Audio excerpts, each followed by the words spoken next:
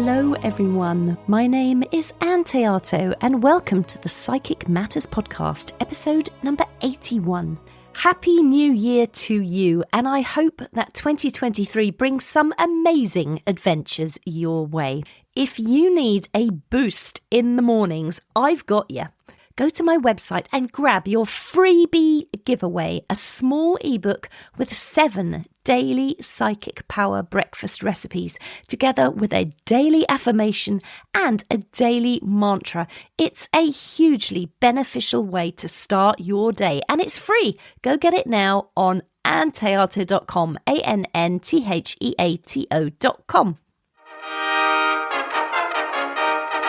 Big news! I've got a podcast merchandise shop. Yay!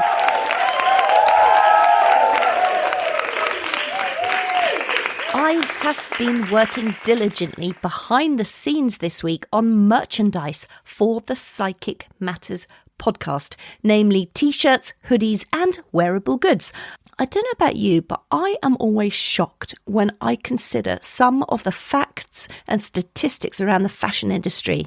Did you know, for instance, that 60% of clothing is made from plastic? Or that 99% goes to landfill or is incinerated, and that 40 tons of garments are burned or buried per second? 40% of all production is never even utilised. It's manufactured and then it's sent to landfill without ever having been used. And most products in the world of fashion are produced speculatively, and guessing, of course, produces massive amounts of waste. The textile industry is the second largest polluter on the planet. And when I consider all this, I get so sad for Mother Earth and for humanity. So with this in mind, and knowing that I wanted to sell t-shirts and hoodies, I've been working alongside an incredible company whose purpose is to make clothing more sustainable. The Psychic Matters t-shirts, hoodies and jumpers that I will be selling are made from organic cotton and printed in the UK in a renewable energy powered factory. Don't worry, they ship all over the world. But they're designed from the start to come back to be remanufactured when they're worn out. So when they're no longer wearable, each one is designed to be sent back to us and the material reprocessed, respun and made into new products, not just once, but time and time and time again. So when you get one and you've finished with it, you can just scan the label of any Psychic Matters product you've purchased from our store, scan the QR code and follow the instructions to send your item back with free UK shipping. So if you fancy purchasing yourself a t-shirt, a hoodie or a tote bag to support the podcast, I've even got a sheet of stickers on there. Please head over to my website anntheato.com and go and buy one. For every t-shirt or hoodie I sell, I think I make a profit of £2.75 or £3, something like that. So every t-shirt you buy will be supporting me as I make the podcast for you. And not only that, they're beautiful, they're comfortable, they're organic, and they are planet friendly. They're just brilliant fun. So do head over there and go and purchase one for yourself. And they ship all over the world. One note to say is that there is only one design at the moment, but please don't worry. More designs are coming. And also, forgive me, I'm still setting up that website page, so some of the buttons aren't quite connected. Stay with it.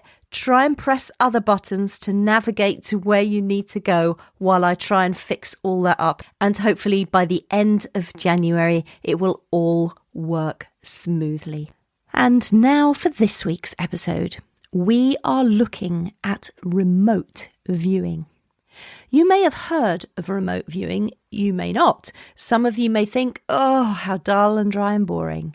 And some of you, hopefully most of you, may be intrigued. What is remote viewing and how does it work? Well, settle back in your chairs and allow me to help you understand what remote viewing is and the many ways in which it can be used. If you are a psychic or a medium or both, Receiving training in remote viewing can be hugely beneficial to our work. It will help us to push boundaries and help us to become one of the modern-day pioneers of consciousness, helping humanity, increasing our levels of mental ability and psychic mind agility to elevate current levels of human awareness. As they say, the rising tide lifts all ships. I am running a hugely exciting 6-month mentorship program this year called The Art of Remote Viewing. It starts on January 25th. So if you are listening and you want to come and train with me in this fascinating subject, please go to my website, anntheato.com, ANNTHEATO.com, and click on courses and events. I would love to have you join me. So what exactly is remote viewing? Well, at the moment, remote viewing is a catchphrase. It can refer to absolutely anything in the field of parapsychology, and it can incorporate many, many things. It can be a combination of various phenomena such as clairvoyance, when you see visions and images in the mind's eye, plus it involves our other clairsenses, such as the perception of sounds or tastes or smells and textures, as well as telepathy and mind-to-mind communication. It can involve scrying and dowsing and psychometry. If you use remote viewing with your mediumship, you can walk in the footsteps of your spirit communicator, asking them to lead you in their final steps on this earth. This is very useful for psychic detection when you're looking for missing people, etc. You can use remote viewing with the mind of your spirit communicator. You can walk in the memory of your spirit communicator, looking out through their eyes at the life they once knew, looking out through their eyes and describing their workplace, their bedroom, their belongings. You can use remote viewing psychically to send your thoughts out through time and space to retrieve information from a given target, such as what is in the envelope, what is in the box, or the target is an event, describe the event. Remote viewing has been described as a novel perceptual discipline for gaining information not available to the ordinary physical senses. It was used extensively by what they called psychic spies during the Cold War for classified military projects, and it has a long history as an intelligence gathering tool. It can be used to go back in time to retrieve accurate historical or archaeological knowledge. It can be used to assist in criminal investigations, to help police find missing people. It can be used for business purposes to see if a product is worth investing in. It can be used by estate agents or realtors to remote view the house that their clients are going to buy. And it can be used for reconstructing events and filling in forgotten details. The perceiver, or the remote viewer, describes details about a target that is inaccessible to normal senses due to either distance or time or the fact that it's hidden. So, for example, you could accurately describe a location anywhere in the world which you have never visited, or you could accurately describe a historical event which happened way, way back in history in the olden days, which of course you were never at. Or you may describe an object in a locked room on the other side of the world. Remote viewing is an evolving art. No one knows exactly how it works, and it is ever evolving. It has been scientifically tested and proven to be incredibly effective when retrieving previously unknown information in time and space. Somehow, inherent in all of us is the ability to tap into the cosmic database. I think the first thing we need to understand and consider is that everything is energy, and energy is everything. Life is energy, and everything in life is energy. Everything is defined and guided by energy. Everything we do, everything we eat or drink, everything is energy. All energy has the ability to affect other energy. So we are affected by the energy of the world, whether it's the energy inside another person, the energy in the food we eat, it affects us positively or negatively. We have a choice to master our own energy. We can fill our lives with positive, loving energy, or we can choose to do things a different way. We always have a choice.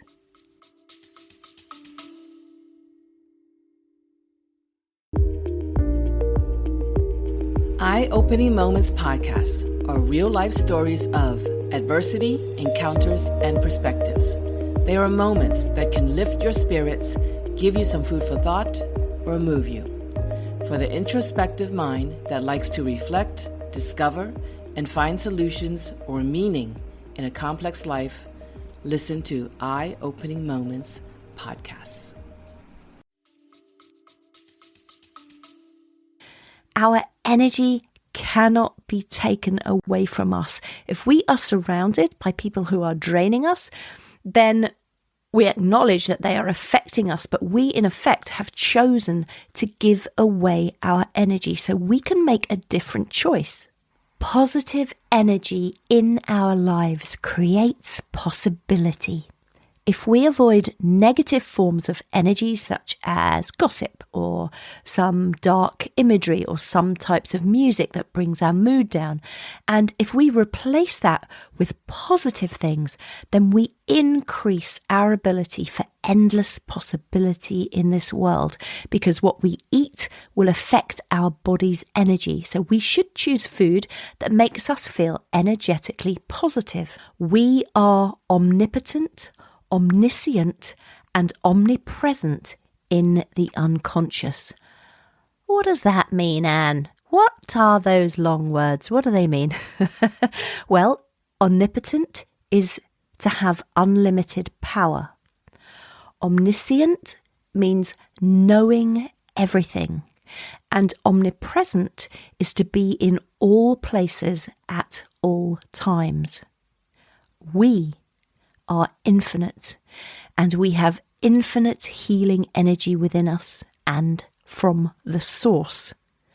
We hold great power within us. I'll say that again. We hold great power within us. Therefore, if everything is energy and energy is everything, every experience we have ever thought carries with it an energy and a frequency, and that energy and that frequency never dies. It never goes away from our conscious mind, but it exists in an eternal and infinite realm, and that realm is a collective pool of energy. So your thoughts and your experiences lie in another realm, which is the realm which contains the energy of human experience, yours and everybody else's, both living and dead, and every experience is energetically recorded, and everyone has access to the record of everybody else. Humanity is moving forwards always, so those of us who are learning remote viewing now are better remote viewers than the remote viewers who came before us. Why is this? Because of morphic resonance. We begin with the ability to get information and wisdom from the energetic experience of thousands of other remote viewing students who have gone before us. We are already better than they ever were, simply because we begin our journey with their experience. More than the physical, we are eternal and omnipresent. Bernard of Chartres, a 12th century philosopher used to say that we are like dwarves on the shoulders of giants, so that we can see more than they and things at a greater distance, not by virtue of any sharpness of sight on our part or on any physical distinction, but because we are carried high and raised up by their giant size. We all stand on the shoulders of giants. Let me tell you a little bit about the history of remote viewing, as it can be traced back thousands of years to the days of the early Greeks and even way, way before that. And of course, it wasn't always called remote viewing. The relatively modern term, remote viewing, dates from the 1930s, beginning with experiments in clairvoyance under incredible scientists like J.B. Rhine and René Warcollier. During the Cold War, the Russians were attaining a lot of USA military secrets, and America had no idea how they were managing to do that. There was no way that they could have gained access to some of the top security information. And then the US government discovered a man who had defected from Russia with a lot of documents showing that Russia had a psychic spying program in their military. And this is how they were attaining secrets. And of course, there are no secrets with remote viewing. You can travel anywhere in all of time and space. Nothing can be hidden from a trained remote viewer. It's also undetectable because we are not leaving our body, unlike astral travel. The subconscious mind bounces off the signal line and brings back pieces of information. Our subconscious mind assembles that information and creates a virtual reality around us. And therefore, we are not visiting the target. We are visiting a copy of the target that we are creating. We can pick up all the tastes, all the smells from that virtual reality, and therefore we are undetectable because we're not really there. We're not leaving the body. Fast forward then to the 1960s and the early 1970s. Researchers at the American Society for Psychical Research began conducting out-of-body experiments, and one of the subjects of these experiments was a chap called Ingo Swann. He was subsequently known worldwide as the father of remote viewing. Now, Ingo was an artist, and he had a great interest in and studied the paranormal. The experiments conducted by the American Society for Psychical Research pointed to something very unusual. Something very different to the current understanding was happening. Remotely viewed locations and objects otherwise inaccessible to direct human perception were being evidenced. Meanwhile, over at a place called the Stanford Research Institute, we have two gentlemen, Hal Puthoff and Russell Targ. Both of them were brilliant physicists, and these two gentlemen began researching ESP, extrasensory perception. They researched clairvoyance and telepathy, and they researched all kinds of different forms of non-conventional communication. Eventually, they got funding from the Central Intelligence Agency, the CIA. They experimented with putting people in Faraday rooms. A Faraday cage is a container or a shield that blocks out electromagnetic radiation from across the electromagnetic spectrum, for example, radio waves or microwaves. In fact, there is a cocktail bar here in the UK called the Gin Tub in East Sussex, and the owner is a chap called Steve Tyler, and he built a Faraday cage around his establishment to block mobile phone signals from entering the building. And Steve said, "It's not perfect or military grade. I just wanted people to enjoy a night out at my bar without being interrupted by their phones. Rather than asking them not to use their phones, I stopped their phones working. One of the early experiments that took place involved a chap called Kit Green. Now, Kit chose a location for 2 people to remote view, and those 2 people were Pat Price, who was a retired detective from California, and Ingo Swann. And Kit Green asked these 2 men to remote view the location that he had chosen. And this location wasn't known to Pat Price or Ingo Swann, but it was a hunting cabin that Kit Green had chosen, way in the middle of absolutely nowhere. During the experiment, Pat Price and Ingo Swann began to remote view the location, and they began writing down all the things that they saw, perceived and felt there.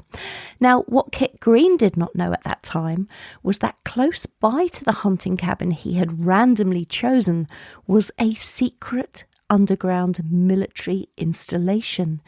Inside this military installation was a secret room, and inside the secret room was a secret filing cabinet which contained top secret code names and lots of secret information that only those with the highest security clearance had access to.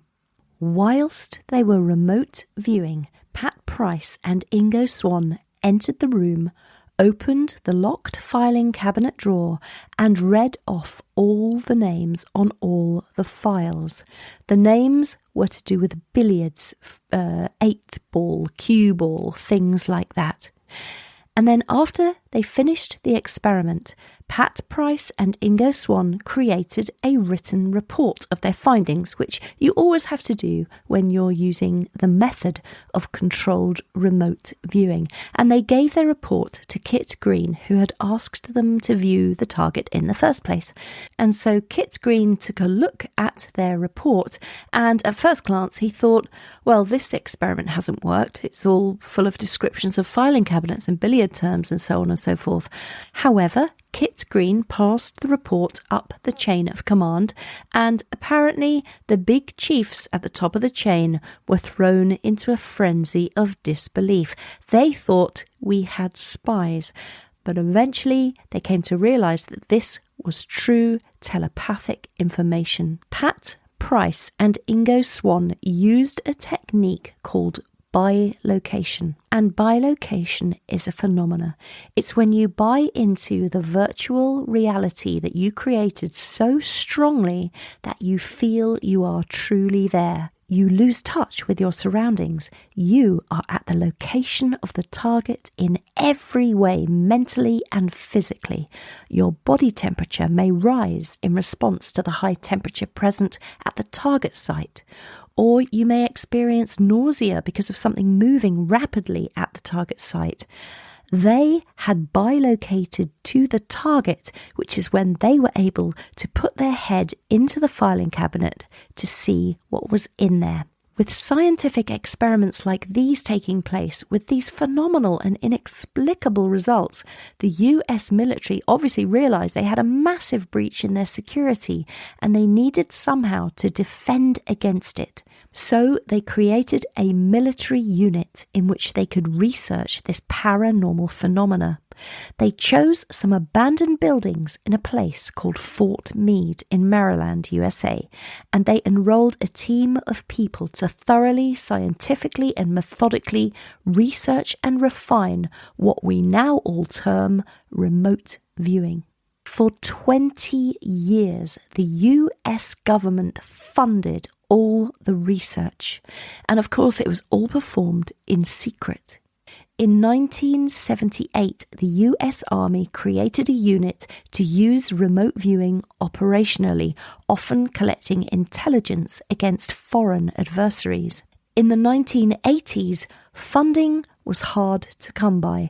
In 1986, under Army sponsorship, it combined with the DIA, the Defense Intelligence Agency, and in 1991, it renamed its program Stargate. portions of the program were declassified in 1995. During its lifetime, the remote viewing unit gathered intelligence against a broad range of targets, things like strategic missile forces, political leaders, hostage situations, secret installations, terrorist groups, counter-narcotics operations, things like this, with huge success. And failures too. There are always failures. Despite the huge success of the program, the CIA put out a document in 1995 stating that they had decided remote viewing was not useful as an intelligence collection tool after all, despite the 20 years of financial support they had been putting into it. They downplayed it and stated something along the lines of remote viewing being deemed totally useless as an intelligence collection resource. However, it is understood that the US military then began putting their top secret facilities in the middle of amusement parks or Chinatown, places that are very colourful and very busy, because these kinds of places makes it harder for psychics and remote viewers to see. Emotional attractors are so powerful, we as psychics get drawn to them instead of the actual target. It's hard for a remote viewer to separate out a boring old top secret location with tables and chairs and magnolia walls. It can be psychically protected by a more exciting environment whereby a psychic might get distracted and view or look at the wrong things in the location. In some forms of remote viewing, the viewer not only verbalizes what he or she is perceiving, but also sometimes records in writing, in sketches, and sometimes even in three-dimensional modelling the results of the remote viewing episode or session. So what have we learned so far about remote viewing? No one really knows where information comes from, how it is delivered, or how we are able to process it. There are lots and lots of theories, but there are no real answers. The current theory, which is quite popular, is that there is some sort of emission possibly coming from the target. There's some kind of a transfer mechanism, for example, some sort of transmission device or method, some form of receiver, e.g. a remote viewer. No one has any idea what the truth is. Mankind is trying to use observation and logic when it comes to deciding how reality operates, yet we still struggle to understand the laws of how time and space operate. We do not receive perfect transmission. The information that comes into the remote viewer's awareness is not totally intact or whole. It can come in bits and pieces, and we can build these up into a clearer and a bigger picture of the target. As a remote viewer, you are a conduit for unattached information. A psychic such as myself, and possibly you, the listener, is someone who uses different tools to practice their trade, for example, scrying, using a crystal ball or a mirror or maybe tarot cards. Some psychics receive their information spontaneously. Some are trained. Most operate within the boundaries of their own rules. They don't follow a specific method for receiving information. They do their own thing, working with their own intuition in their own way, using their innate clairsenses without any particular method being used other than something that is particular to them as an individual. A large part of becoming a successful remote viewer will be developing your ability to quieten the inner dialogue, to let go of ego, let go of self-doubt, and let go of the outcome. We have to remain the observer and not the evaluator. There are also many different types of remote viewing. There's outbounder or beacon remote viewing. There is ARV, associate remote viewing, CRV, coordinate remote viewing, which is now known as controlled remote viewing, precognitive remote viewing, ERV, extended remote viewing, SRV, scientific remote viewing, TRV, technical remote viewing, natural remote viewing, dream remote viewing, medical remote viewing. I mean, the list goes on and on and on. The type of remote viewing that was carried out by the US military and funded for 20 years by the CIA was controlled remote viewing, which is an interview and report methodology. They had to show their workings out. They had to provide accurate data entered into spreadsheets and computers. Lynn Buchanan, a world-renowned expert on remote viewing and its potential, was a psychic spy for the US military, and in his incredible book, The Seventh Sense, he talks about one of his tasks, which was keeping an accurate database. In that book, Lynn says results weren't classed as a success or a failure, but rather data was scored and entered into spreadsheets. The computer would then calculate the number of correct or incorrect perceptions. This data, entered over hundreds of targets, gives a remote viewer a track record or dependability rating. If the data entered into a computer gives a score of 60% correct, for instance, that does not mean the person is 60% psychic, but over hundreds of sessions, if that psychic consistently and repeatedly averages 60%, then we can begin to say that they have a dependability rating of 60%. In other words, you can depend on 60% of the information they provide to be accurate. It's also a way, says Lynn, to tell what a remote viewer's strengths and weaknesses are. Their work can be looked at and we can see what types of information they get correct and what type they get wrong and what is not able to be scored. And over time, a profile of that person's work will emerge, and it might show a 99% dependability in naming objects and 50% dependability in naming colours. So if the police want to know the colour of the getaway car, they can look into their database and find someone who is good at colours. The 20 years of computer data in the US military showed proven results time and time and time again in order to demonstrate that their methods worked, in order to be given more funding the following year to continue the experiments year after year after year. The work of psychics, such as myself and possibly those of you who are listening, who use remote viewing outside of methodology or protocol, is just as relevant and important. We should all be so very grateful to Ingo Swann, father of remote viewing, who dedicated a great portion of his life to investigating the subject of ESP and clairvoyance, and for demonstrating that each of us carries a dormant psychic ability that we can explore and use ourselves. One thing we can be sure of: remote viewing works, and it works incredibly well. I really hope you have found this episode intriguing and inspiring. If you are interested in studying this topic a little further, I invite you to join me on my remote viewing 6-month mentorship program. There are just a handful of places left. Go to my website, anntheato.com, ANNTHEATO.com, and click on courses and events.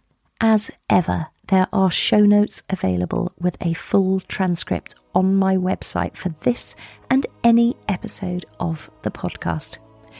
Wishing you a fantastic couple of weeks ahead. My name is Ann Théato, and thank you for listening to Psychic Matters.